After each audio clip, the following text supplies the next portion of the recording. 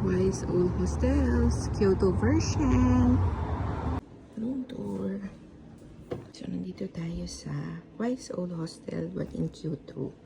So, dito tayo sa taas pero magulo na yung gamit ko kasi dumating ako kagabi. So, ganyan ang itsura niya. And there are 3, 4, then 5, 6. Yan, may 6 bunk beds dito for female.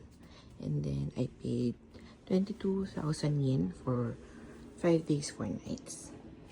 Yan lang, layers. Bye. So this is the room. So ito lang, toilet. And it's hi.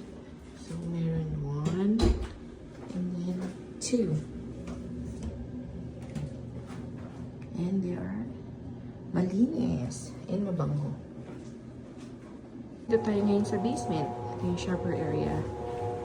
Ayan. So, meron ding available. Ay, may bathtub pala. Pero, can I open? Ay, sarado. And then, meron laundry area. 100 yen for the dryer. Ay, ito pang slap to. Tapos, ito na yung shower area ng boys. And then, ito yung for girls. Pasok tayo. Hindi nga napintan nila sa amin.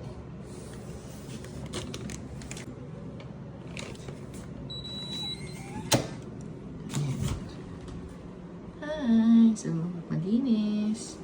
May 4 na sink. Ay, ayan. So, shower ko lang. Merong 4 na sink. Dito sa shower area. And then, pag diniretso mo, merong toilet, 2. Automatic yung light. So, 1 and 2, and then 2, 4, 6, 8. 8 na shower area. Ayan. So, merong bisan, and then yung shower mismo.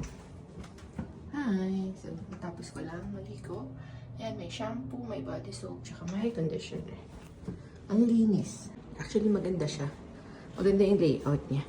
Tapos, hindi nagsisiksikan yung mga tao. So, yun lang. Bye!